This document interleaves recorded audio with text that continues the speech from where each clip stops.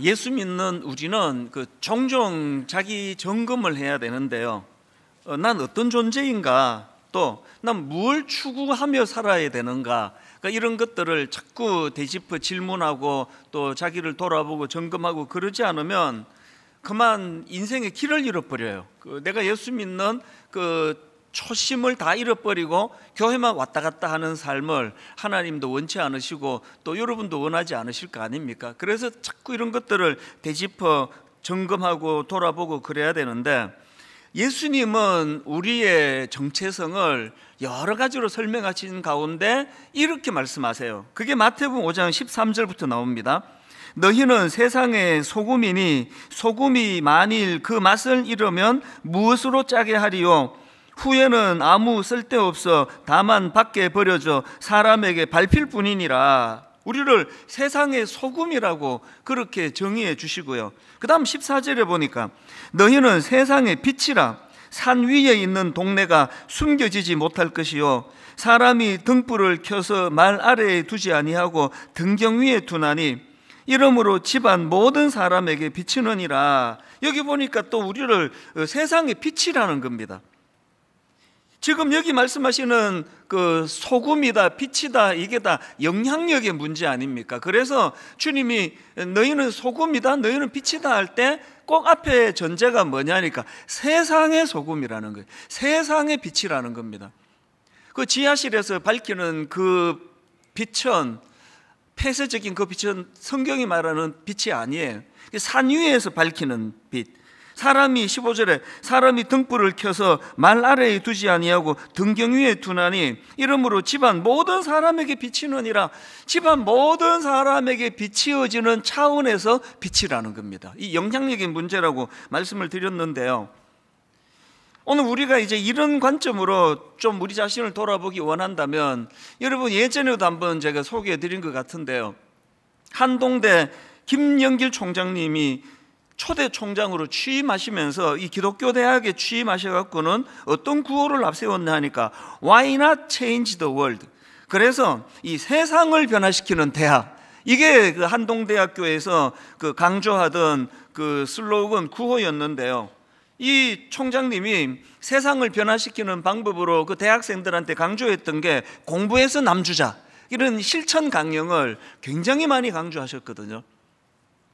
이건 저도 사실 청소년 사역하면서 정말 많이 강조했던 그랑 같은 내용이에요. 저도 아이들에게 그 세 가지를 막 구호도 외치게 하고 따라하라 그러고, 요즘에도 제 옛날 제자들이 연락을 오면은 목사님의 그랬던 기억이 참 많이 남습니다. 그런 이야기를 해요. 그 구호가 뭐냐 하니까 이런 거예요. 공부해서 남주자, 돈 벌어서 남주자, 은혜 받아 남주자, 이런 것들을 제가 막 가르치고 그렇게 했던 기억이 있는데요, 왜 그렇게 구호를 외치게 합니까? 우리는 존재 자체가 세상에 선한 영향력을 미치는 존재이기 때문에 그냥 공부만 잘하는 게 목표가 아닙니다. 공부 왜 잘해야 되느냐? 남 주기 위해서 잘하는 거예요.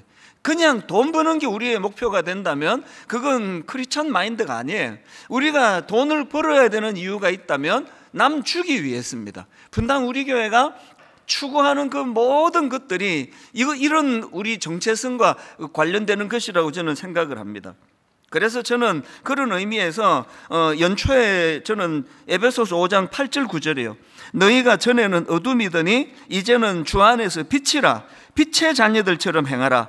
빛의 열매는 모든 착함과 의로움과 진실함에 있느니라. 정말 그렇게 되기를 원해요. 우리가 세상의 빛으로서 우리 안에 착함이 있고 의로움이 있고 진실함이 있는 것, 이런 것들을 통해서 우리는 이 세상을 정화시키는 소금과 같은 역할을 하는 존재다. 이 자기 정체성을 뚜렷하게 인식하고 있어야 되는데요, 이제 오늘 본문 말씀도 이제 이런 포인트를 가지고 좀 풀어나가 보려고 합니다. 오늘 본문은 뭐 엄청 유명한 본문 말씀 아닙니까? 안 믿는 사람도 다 아세요. 그 타락한 도시 소돔과 고모라를 이제 하나님께서 심판하시는 그런 내용을 지금 다루고 있는데요, 하나님께서 이제 아브라함에게 그 죄악의 도시 소돔과 고모라를 심판하시겠다는 말씀을 듣고는 아브라함이 애절하게 하나님께 호소합니다. 그게 오늘 본문 창세기 18장 23절 24절입니다. 아브라함이 가까이 나아가 이르되 주께서 의인을 악인과 함께 멸하려 하시나이까? 그 성중에 의인 50명이 있을지라도 주께서 그곳을 멸하시고 그 55인을 위하여 용서하지 아니하시리까? 이렇게 이제 50명의 의인만 있으면 하나님 그 소돔과 고모라를 용서해 주시겠습니까? 좀 있다가 이제 45명이면요, 이제 40명이면요, 30명이면요, 20명이면요, 하나님 한 번만 더 부탁합니다. 의인 10명만 있어도 그 도성을 멸하지 않으시렵니까?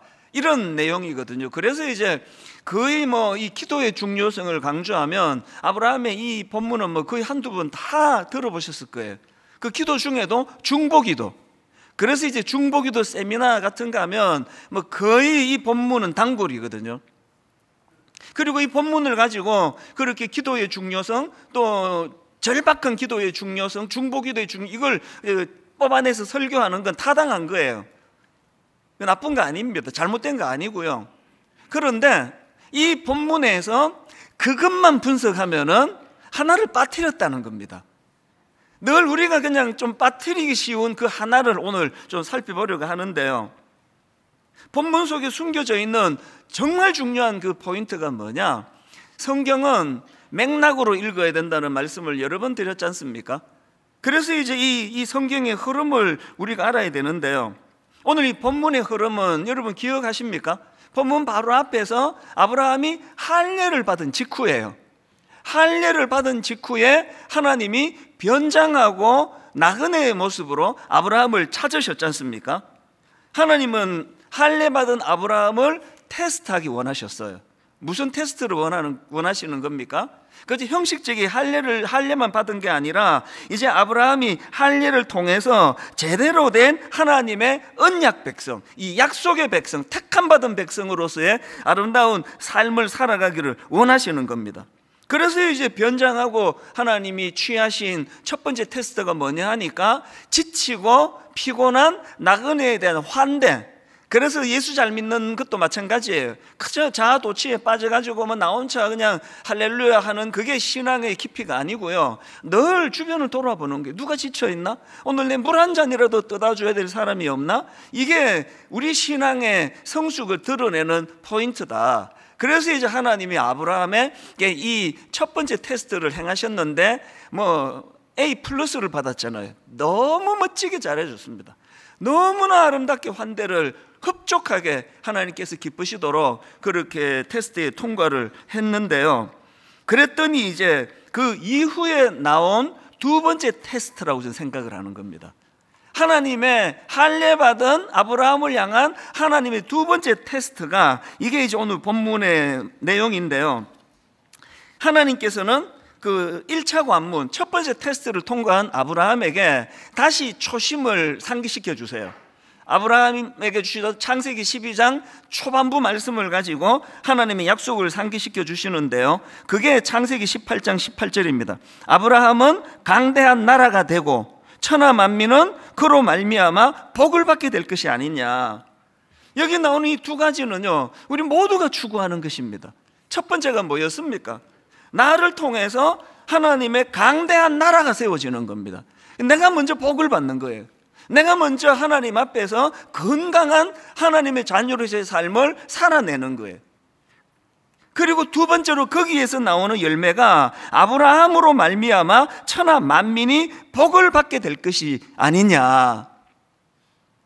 그래서 이 두 번째 하나님의 테스트가 뭐였습니까? 소돔과 고모라예요. 얼마나 악한 죄를 많이 지었는지 그 도성은 심판받아 마땅한 도성이에요.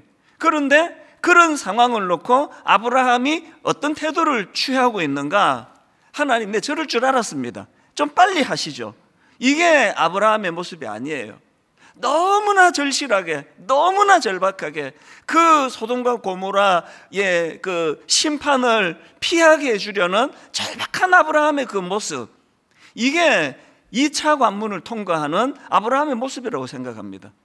오늘 저와 여러분이 세상에 관심을 가져야 돼요. 그리고 세상에 우리의 의로움이, 우리의 거룩함이, 그리고 우리의 복됨이, 우리가 정말 하나님의 복된 존재라면 그것이 산 위에 세워져 있는 그 등불처럼, 그리고 썩어져가는 그 세상을 정화시키기 위한 소금이 되는 것처럼 우리의 관심은 항상 세상에 나가 있어야 돼요.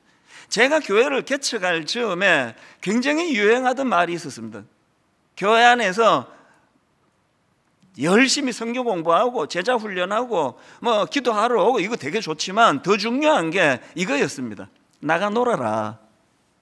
우리 애들 어릴 때 집에 뭐 컴퓨터 같은 거 없고 하니까 엄마 심심해 그러면 나가 놀아라. 그 집에만 있지 말고 나가 놀아라. 하나님이 저와 여러분에게 하시는 말씀이에요. 나가 놀아야 돼요. 교회 안에서 열심 내는 건 너무 귀한데요, 교회만 있지 말고 나가 놀아야 돼요.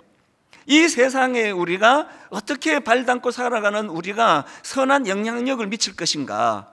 그래서 이제 이 아브라함이 보여준 그 귀한 모습이 그 타락하여 심판받는 소돔과 고모라를 향한 놀라운 그 중보하는 그 마음을 아브라함이 보여줬는데요. 어쨌든 그게 이제 18절에서 아브라함은 강대한 나라가 되고 천하 만민은 그로 말미암아 복을 받게 될 것이다. 아브라함 너로 인해서 수많은 사람들이 그 복을 받아 누리게 될 것이 아니냐. 그리고는 그 다음 나온 게 19절입니다. 내가 그로 그 자식과 권속에게 명하여 여호와의 도를 지켜 의와 공도를 행하게 하려고 그를 택하였나니 이는 나 여호와가 아브라함에게 대하여 말한 일을 이루려 함이니라. 하나님은 지금 아브라함을 통하여 강대한 나라를 세우기 원하세요. 하나님은 아브라함을 통하여 귀하고 놀라운 하나님 나라를 세우기 원하는데 그 하나님 나라의 가장 강력하고 중요한 특징을 본문에서는 의와 공도를 행하는 공동체예요.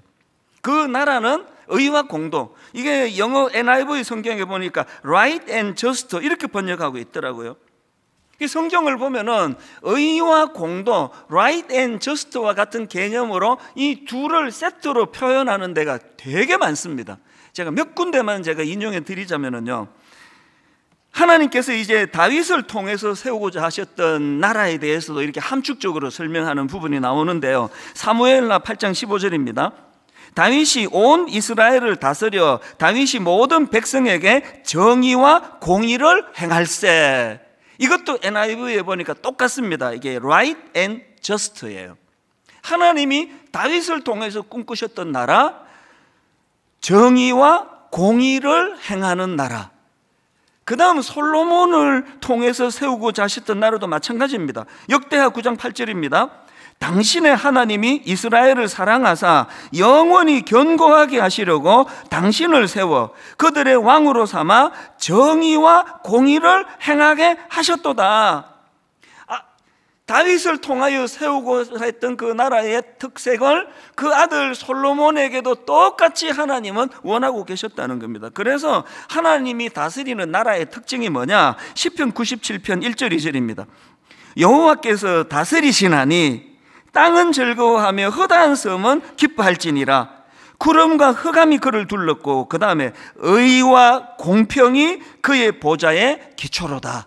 하나님께서 다윗을 통하여 왜 그 나라가 right and just, 정의와 공의를 행하는 나라가 되기를 원하셨느냐? 하나님이 다스리는 나라는 이 특징을 빼면 안 된다는 거거든요. 제가 교회를 개척해 보니까요, 우리는 학교를 빌려서 썼지 않습니까? 그리고 드림센터는 개척하고 10년, 출석 2만 명이 될 때 이제 저 드림센터를 마련했거든요. 그러니까 정말 불편했습니다. 그냥 한번 상상을 해보세요. 주일학교는 저 위에다가 학교가 배려해준 공간을 어떻게 해가지고 주일학교를 드리는데 애들 분반 공부는 상상도 못하고요. 다 서서 예배를 드리고 이런 상황이었습니다. 그리고 주중에는 이제 학교니까요. 주중에는 교회가 흔적도 없어져 버려요. 모일 데도 없습니다. 분당 우리 교회는 결핍된 게 참 많았습니다. 모일 데가 없으니까 이제 제자 훈련이 발달하는 거 아닙니까? 가정에서 모이는 다락방이 굉장히 발달이 됐거든. 소그룹으로 모이는. 제가 지난 개척 이후 20년을 돌아보면은 교회가요, 건물 없어도 되더라고요. 교회가요, 이것도 없어도 괜찮고 불편하긴 하지만 저것도 없어도 괜찮아요. 그런데 교회라는 간판을 걸고 있다면 절대로 놓쳐서는 안 되는 게 뭐였을까요? 의와 공도예요. Right and just예요. 정의와 공의를 행하게 하셨도다. 오늘 우리가요, 뭐 예수 믿는 사람이 다 완벽하지 않습니다. 뭐 다 완벽할 수 있습니까? 뭐 목사라고 완벽하지 않잖아요. 그러나 내가 뭐 인간인데 뭐 목사지만 난 이것도 부족하고 저것도 부족하고 다 되는데요, 목사라면 이거는 놓치면 안 되는 거예요. 하나님의 의로우심을 추구하는 거예요. 거룩을 추구하는 거예요. 그분의 공의를 행하는 거예요. 이게 없으면 그거는 목사를 하기가 어려워요. 크리스찬도 마찬가지입니다. 여러분, 분당 우리 교회는 무엇이 견인하는 교회입니까?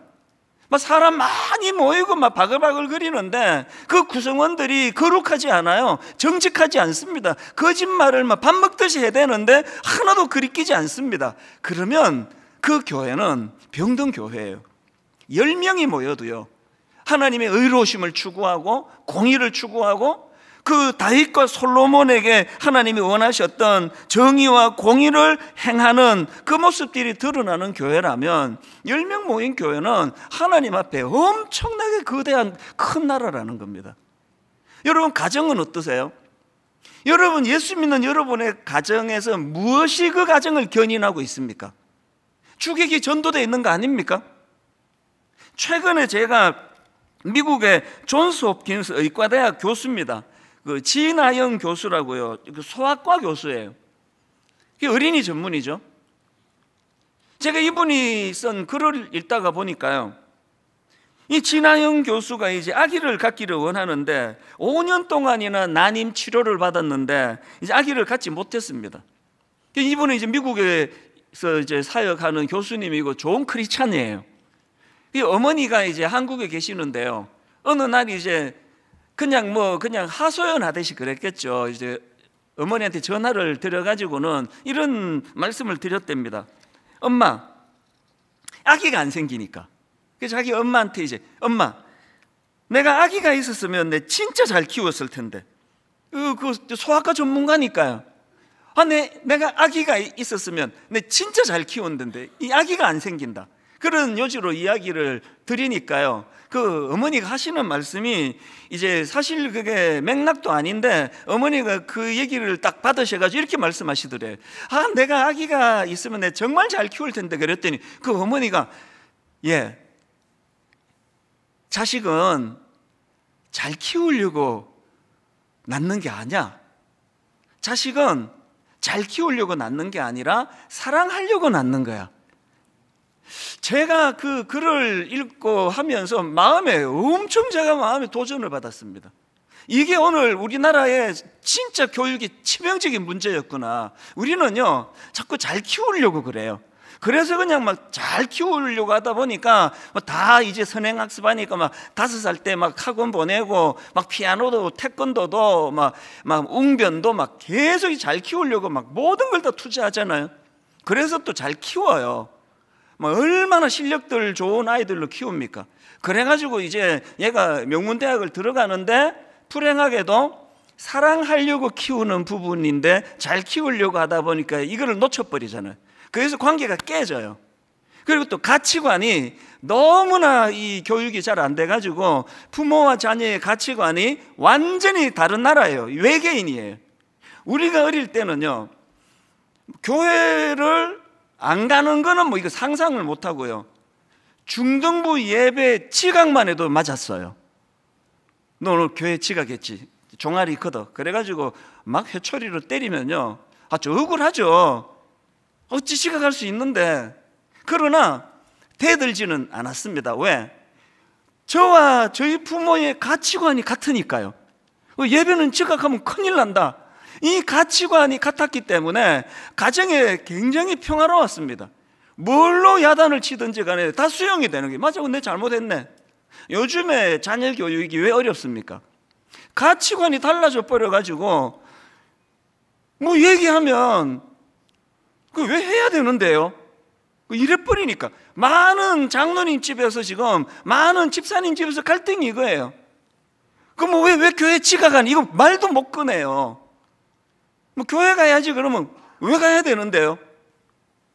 이게 여러분, 사랑하려고 하나님이 그 자녀를 주셨는데 세상적으로 좋은 대학 나오고 성공하고 이런 자녀를 키우려고 하다가 생겨난 너무 가슴 아픈 현실. 그래서 부모와 자녀, 특히 아버지와 아들 대화가 잘 안 됩니다. 대화 안 하는 게 좋아요.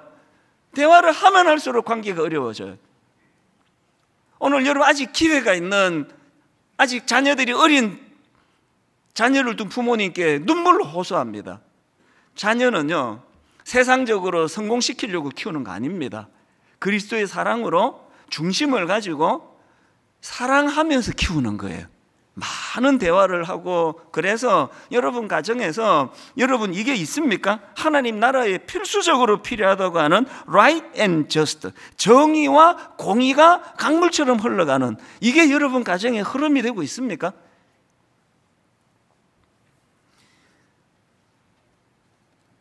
이런 의미에서 저는 이 19절 말씀이 올해에 우리가 묵상해야 될 구절 중에 하나라고 생각합니다.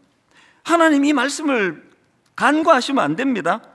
내가 그로 그 자식과 권속에게 명하여 여호와의 도를 지켜 의와 공도를 행하게 하려고 그를 택하였나니, 하나님께서 아브라함으로 하여금 참 복 주시고자 하시는 그 선한 마음은 마음이시고요, 하나님이 진짜 구원하시고 싶은 건 그 아브라함과 그 후손들로 하여금 의와 공도, 하나님 나라에서 너무나 절실한 하나님의 의로우심이 드러나고 의로우심이 입술로만이 아니라 삶으로서 나타나게 하는 그 나라를 하나님이 꿈꾸시기 때문입니다.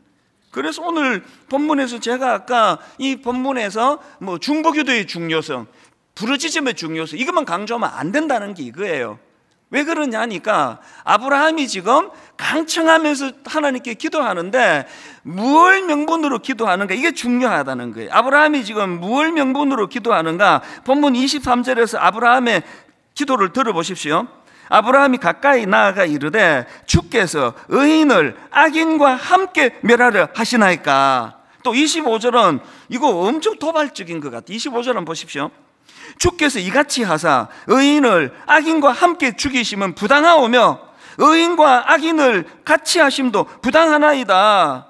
그 다음에는 진짜 이건 너무 도발적인 질문입니다. 세상을 심판하시는 이가 하나님이 정의를 행하실 것이 아니니까. 이게 잘못 들으면은요 엄청 무례한 질문 아닙니까? 이게 막 하나님 보고 막 가르치려고 드는, 아니 당신이 하나님이라면 그 의인과 악인을 같이 이래갖고 되느냐고 막 삿대질하는 느낌인데, 이건 그런 느낌으로 읽으시면 안 됩니다. 아브라함이 뭐 그만하게 하나님께 그렇게 대들지 않는 게 바로 그 다음 27절에서의 그의 탄원을 한번 보십시오. 얼마나 겸손합니까? 아브라함이 대답하여 이르되 나는 티끌이나 재와 같사오나 감히 주께 아뢰나이다. 그러니까 지금 아브라함이 막 교만해서 하나님께 막 대들고 삿대질하는 게 아니고요, 막 너무나 절박하게 호소하고 있는 거예요. 무엇에 호소하고 있는 겁니까? 뭘 강조하는 겁니까? 하나님은 의로운 하나님이시라는 거예요. 하나님은 의와 공도의 하나님이시라는 거예요. 나는 하나님의 의로우심을 믿기 때문에 그 하나님의 의로우심을 의지해서 하나님 앞에 내가 절실하게 기도할 수 있다는 거예요. 하나님이 듣기 따라 가지고 굉장히 무례하게 들려지는 그 말씀을 가지고 야단 안 치시잖아요. 왜? 하나님은 아브라함의 그 중심을 아시거든요. 하나님의 거룩하심, 하나님의 의로우심을 그가 얼마나 의지하는가.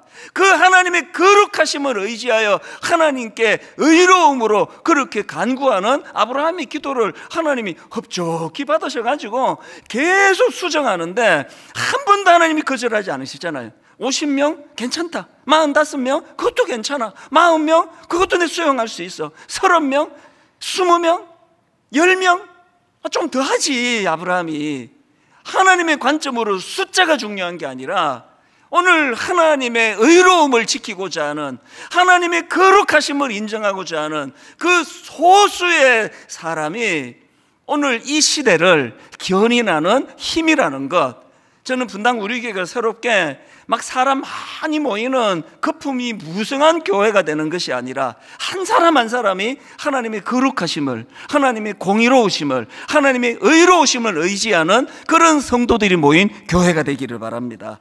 이런 의미에서 새해에 우리 모두가 추구해야 되는 게 하나님의 의와 공도예요. 하나님의 의로우심을 추구하고 그것을 우리가 삶으로 살아내는 거예요. 근데 제가 묵상을 해보니까요, 이걸 추구하는데 이게 단계가 있더라고요. 이 두 가지 단계로 설명을 드릴게요. 우리가 추구해야 될 첫 번째 단계가 뭐냐? 의로움을 추구하는 겁니다. 막 사시는 분, 세상에서 막 거짓말하는 거 하나도 불편하지 않는 분, 세상에 나가가지고 뭐 거룩은 찾아보기가 힘드신 분, 괜찮습니다. 오늘부터 의로움을, 하나님의 거룩을 추구하면 돼요. 18절 19절 또 읽어드립니다. 아브라함은 강대한 나라가 되고 천하 만민은 그로 말미암아 복을 받게 될 것이 아니냐. 내가 그로 그 자식과 권속에게 명하여 여호와의 도를 지켜 의와 공도를 행하게 하려고 그를 택하였나니. 하나님이 아브라함에게 복 주시기 위해 그를 부르셨지만, 그러나 하나님의 궁극적인 목적은 아브라함이 복 받는 것으로 끝나는 게 아니라 아브라함이 여호와의 도를 지켜 여호와를 닮아 여호와의 의롭고 거룩함을 담고 행하는 백성으로 만드는 게 이게 하나님의 목표라고 한다면, 예수 오래 믿으신 여러분 어디까지 와 계세요? 원래 우리 이거 한번 추구해보자는 겁니다. 여러분의 삶 속에서 의로움이 몸에 배어 있습니까? 거룩이? 이 악한 시대에 물들지 않는 요셉을 보십시오. 한 시대를 구원하는 엄청난 인물로 주님이 준비시킨 요셉인데요, 그러다 보니까 요셉에게도 여러 단계의 테스트가 있었습니다. 제일 첫 번째 테스트가 굉장히 중요한데요, 그게 뭡니까? 성적인 유혹을 이겨내는 테스트예요. 이게 여러분 뭐 그냥 막 한 시대를 구원해내는 그런 지도자를 기를 것 같으면 뭐 지도자론, 뭐 지도자학, 뭐 리더십 이런 걸로 테스트해야 될 것 같은데, 하나님의 기준은 처음부터 달라요. 그래서 성적인 유혹을 갖고 하나님이 테스트를 하셨는데, 그때 요셉이 내민 답안지가 뭐였습니까? 요셉이 써낸 답안지가 그게 창세기 39장 8절 9절입니다.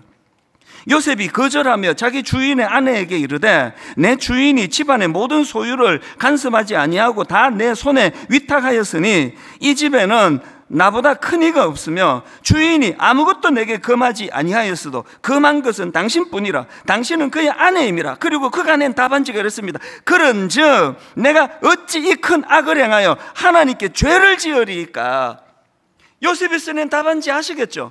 가장 중요한 첫 번째 관문은 얼마나 대단하게 쓰임 받느냐보다 중요한 건 나는 하나님의 의로움을 나는 소유한 존재라는 거예요. 나는 저 하나님 모르는 악한 세상과는 난 구별된 자다. 그래서 당신을 속일 수 있어도 난 하나님은 못 속인다. 나는 하나님의 의로움으로 덧입기를 원한다. 이 첫 번째 관문이에요. 오늘 우리 시대는요, 너무나 귀한 젊은이들에게 이 첫 번째 관문으로 거의 다 탈락을 시키는 거예요. 너 자기 잃었다. 근데 잘 들어보세요. 우리 하나님은요, 두 번 장목에서 강조가 되겠지만 우리 하나님은 의롭기도 하지만 자비로우신 분이에요. 기회를 잃은 것 같아도 오늘 회개하세요. 흰옷으로 갈아입혀 주세요. 또 시작하면 됩니다. 또 시작하면 되고 또 시작하면 되고, 그렇게 여기까지 온 게 여기 예배 드리시는 믿음 좋은 어른들의 모습이에요. 저는 이 요셉을 생각하면서 머릿속에서 한 장면이 자꾸 떠오르는 겁니다. 예레미야 5장 1절. 너희는 예루살렘 거리로 빨리 다니며 그 넓은 거리에서 찾아보고 알라. 너희가 만일 정의를 행하며 진리를 구하는 자, 여기도 나오네요. 너희가 만일 정의를 행하며 진리를 구하는 자를 한 사람이라도 찾으면 내가 그 성읍을 용서하리라.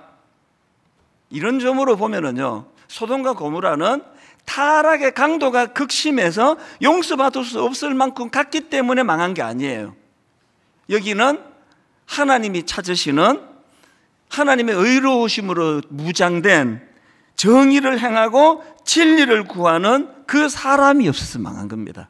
대한민국요, 저는 쉽게 안 망한다고 생각해요. 막 금방 망할 것 같았으면 뭐 벌써 망했죠.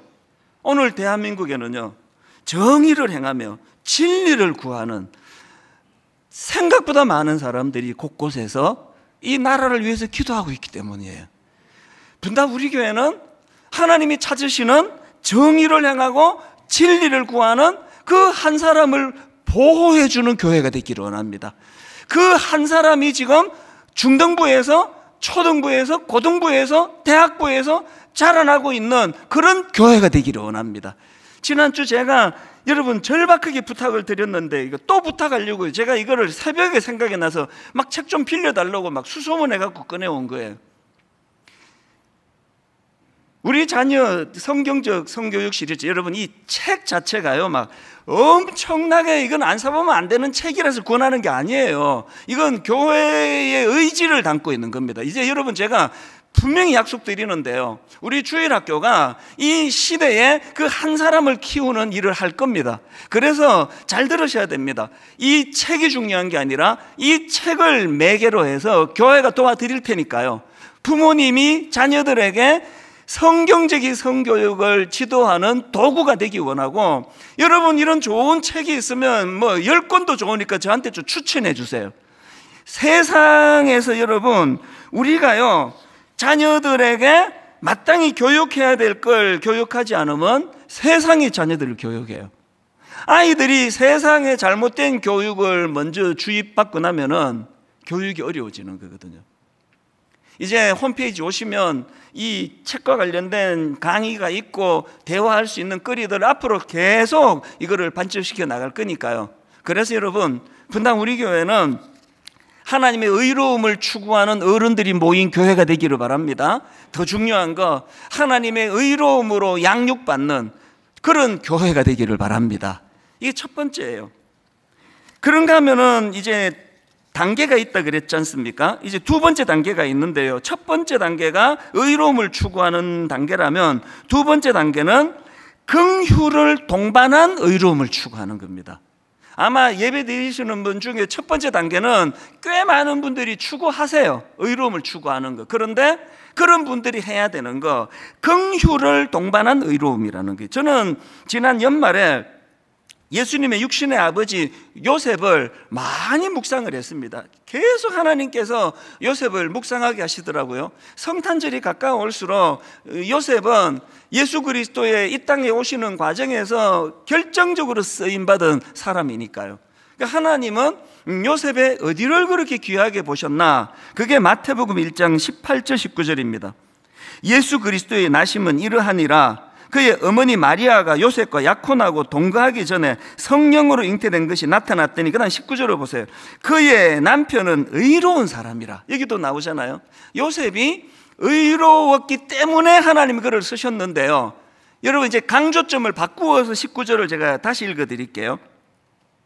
그의 남편 요셉은 의로운 사람이라 그를 드러내지 않고 가만히 끊고자 하여. 요셉의 의로움은 어떤 의로움입니까? 두 번째 단계, 긍휼을 동반한 의로움이었다는 거예요. 요새도요 결혼하려고 하는데 혼전 임신을 했다. 그거 용서하기가 쉽지가 않은데요, 이 당시로 어마어마하게 엄격했던 이 시대에 이 영적인 사실을 깨닫기 이전에 남자 요셉의 입장에서 타락해가지고 어디 가서 어떤 남자애를 품었는지 모르는데 임신해 왔다. 이거를 용서하는 일은 쉬운 일이 아니에요.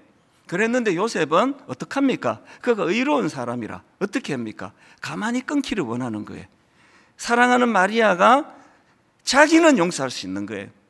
그래서 이제 가만히 끊고자 해요. 제가 왜 연말에 요셉을 많이 묵상했는지 아시겠습니까?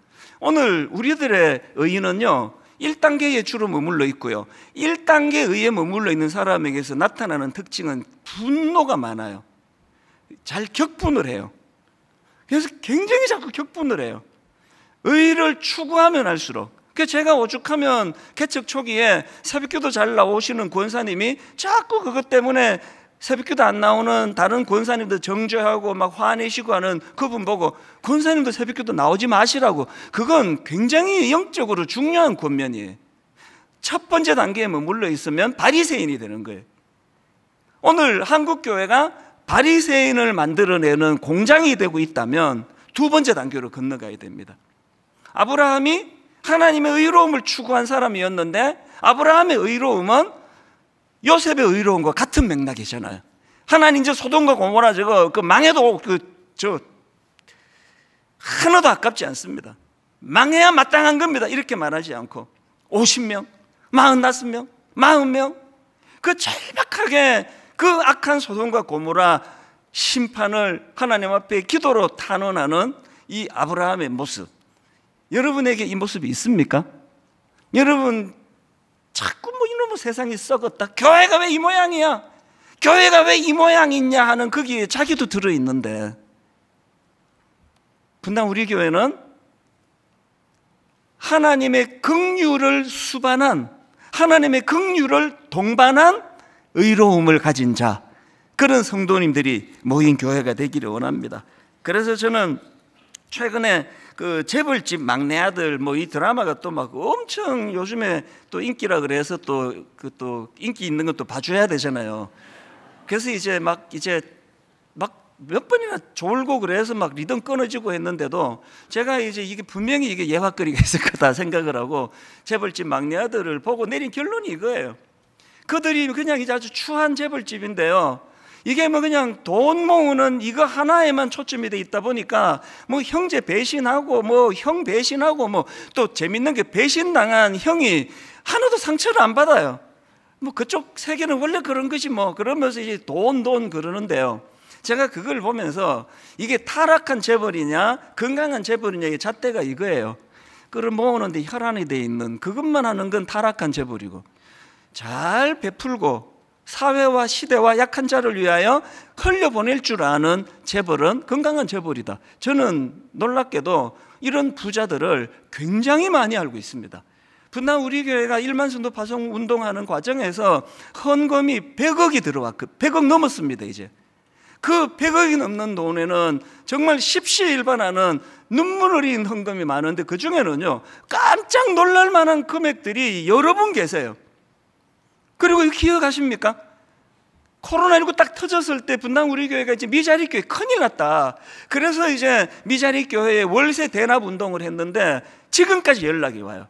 목사님 그때 분당 우리 교회에서 월세 대납 몇 달 후원해 주신 것 때문에 우리가 살았습니다. 그런데 그때도요 분당 우리 교회가 하는데 누군지도 모르는 어떤 교회 성도님이 엄청난 금액의 헌금을 해주셔서, 그래서 그 미자리 교회 그 후원한 거 분당 우리 교회가 한 게 아니에요. 분당 우리 교회가 그냥 주선만 했을 뿐이에요.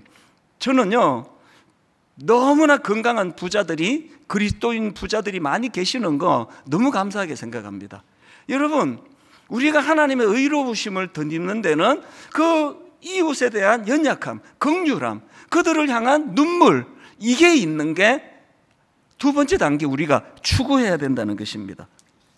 오늘 저는 말씀을 이렇게 정리를 하기 원합니다. 저와 여러분 모두가 다 이 두 가지요, 올 한 해는 의로움을 추구하는 그리스도인들 되시기 바랍니다.